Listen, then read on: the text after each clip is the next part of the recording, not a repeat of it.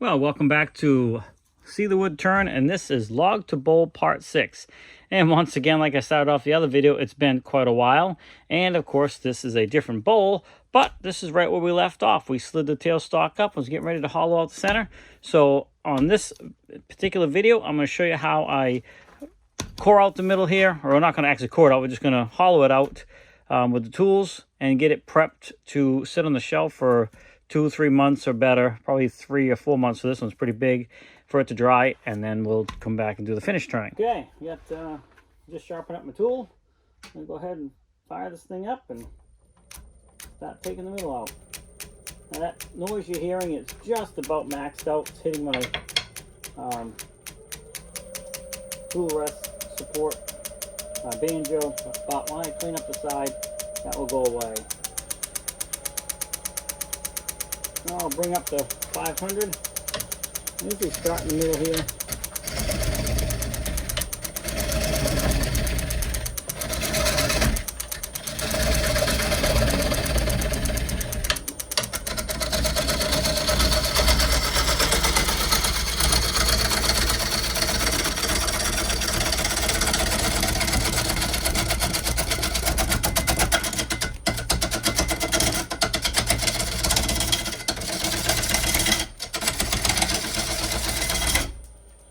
Basically, I'm just trying to flatten the face up a little bit so I don't catch my sleeve on it or anything.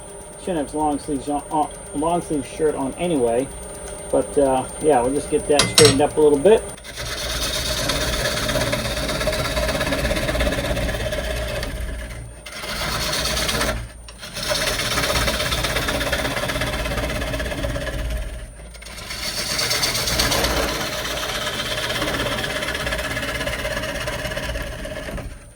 Maybe I'll speed some of this up afterwards. You don't have to watch the whole thing, but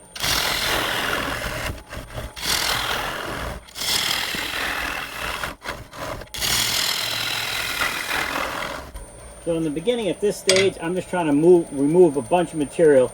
Eventually, I'm going to start trying to match the interior shape with the outside. Best I can. I'm leaving it thick anyway, so we can correct all that once it's dry, because it's going to warp a little. But right now, just remove a bunch of material, and then of course eventually we're going to start checking our depth too to make sure we don't go too far.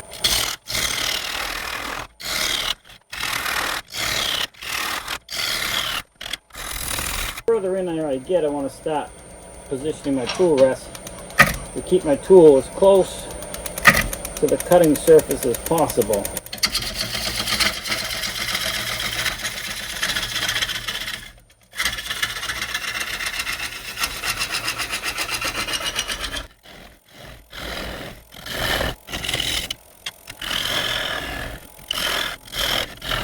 I got an awful lot of bouncing going on. I'm going to see if there's a knot or something I'm dealing with. No, it's not. I'm not really sure why she's jumping so much. This is a crotch piece in the tree, so probably the grain is going in a couple different directions. It's just catching on that. Okay, I'm just going to keep going.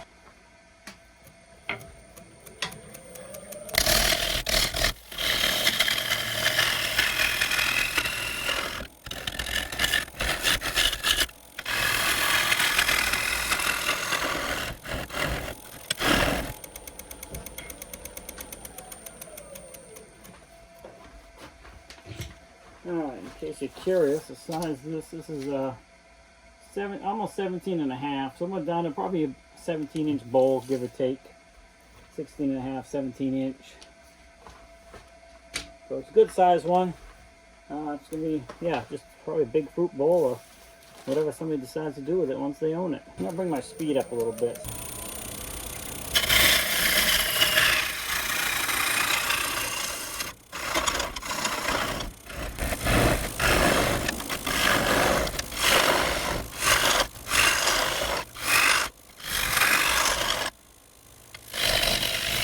I gotta switch to a longer tool rest. I think I have a longer one. Bear with me. Okay, you can see this one's gonna help me out a little bit. So we're gonna remove this one. It's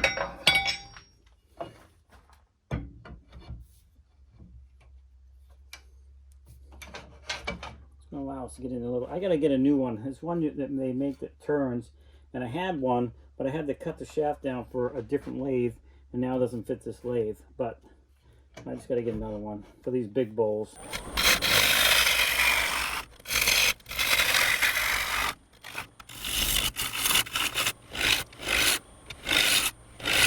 You see I'm using a different, you know, a combination of pull cuts and push cuts.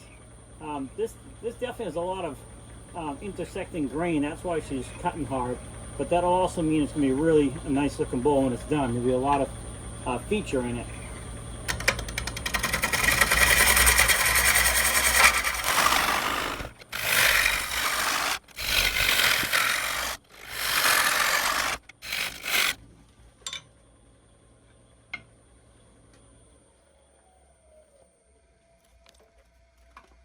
Okay, I know I still have a ways to go, but to check the depth, I just take something, go in the center, and I line up my finger looking across this surface and the other surface, and then I can take it and set it on top here and see, hopefully you can see that, how deep I am. So I definitely got some more room to go deeper. I just want to make sure. Probably going to cut down some of this top too to get rid of this rot. And that will allow us to get in a little deeper as well. I'm going to go ahead and do that now. And the tool rust will go in further too to do the bottom. So I think I'm going to take off probably a good inch off this rim.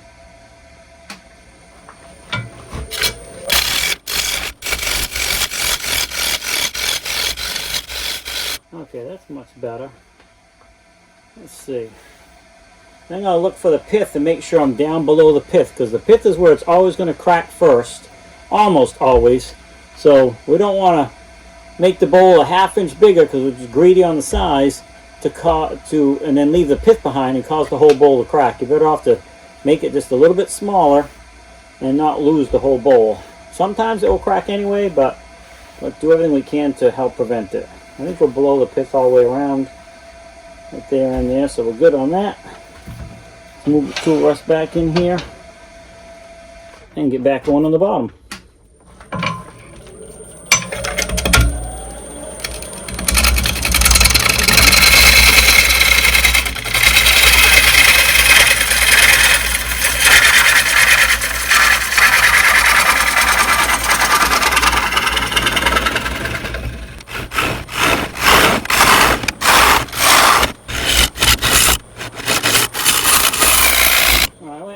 Quite a bit deeper there, so I'm going to check the bottom again.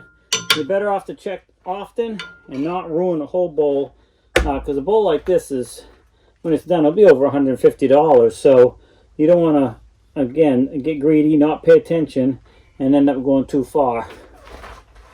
That's probably that's as far as I'm going to go for rough turn as far as depth. Now I got to thin these sidewalls out just a little bit.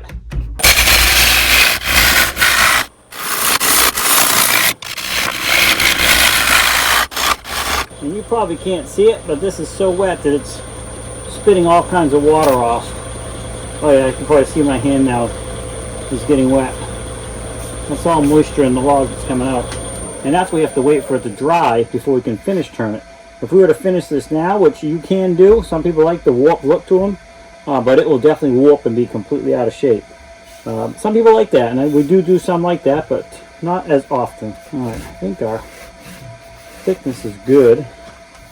Now all I'm going to do is, I'm not going to get real fussy, but I am going to just clean this up a little bit with a negative rake scraper, just to smooth it out somewhat so it dries even more evenly. You want to try not to leave any sharp edges, because that's where it's going to dry the fastest. And sometime I'll do a video talking about some of the tools as well.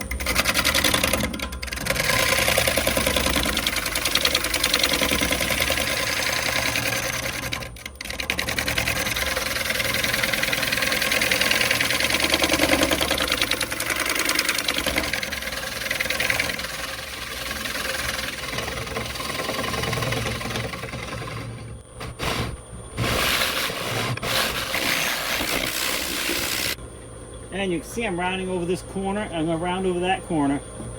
That is crucial, because that corner will dry a lot faster if it's left sharp.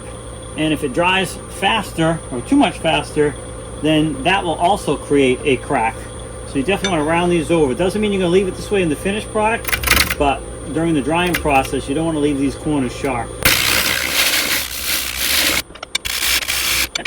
Hey, that's how that sounds inconsistent. When I turned the bottom of this, it was true and just not making that noise at all. But just during the time of turning the inside of this and the water spitting out of it, it's already starting to warp. And that's why you got to leave it thick so you have material to work with to true it back up after the drying process is done. All right, let's take a look here. All right, so this is ambrosia maple. Ambrosia just means it's got the ambrosia beetle that's gotten in there and caused some of these really cool marks. Now, this has only got a couple, but if you have one with a lot of that, it's really beautiful. Okay, that's good enough for rough. So that's pretty much it. I guess yeah, that's good enough. We're going to leave it like that. Log to bowl, video 6. Hollowing out the middle. And now there'll be another video after this talking about what we do to prep this to put it on the shelf to dry. But I hope you like this video. Thanks for swinging by. See the Wood Turn. Don't forget to swing over to the website. It's www.seethewoodturn as well. And I have a bunch of products on there, different things we've made that you can take a look at. So I appreciate that. Share the video. Definitely hit like. And come back again for a more video. And the next video in this process. Meanwhile, I try to put up some other videos as well as some shorts. So, all right. We'll see you next time.